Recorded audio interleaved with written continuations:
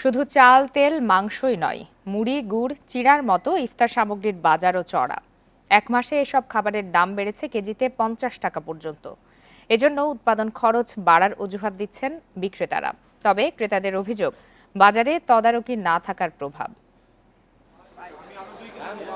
দুদিন পরে রোজা শুরু, তাই অন্য সময় চিড়া, মুড়ি, গুড়ের দোকানে ভিড় না থাকলেও এখন বেড়েছে।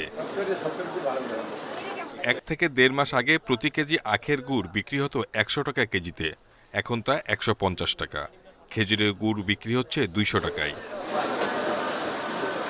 প্রতি কেজি মুড়ি বিক্রি হচ্ছে ৯০ থেকে ১০০ টাকায়। প্যাকেট মুড়ির দাম আরও বেশি।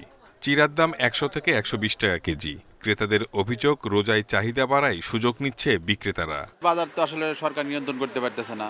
দেশের উদ্যোগতে আমাদের তো ইনকাম যে বেতন পাই তার চেয়ে মালের দাম অনেক বেশি।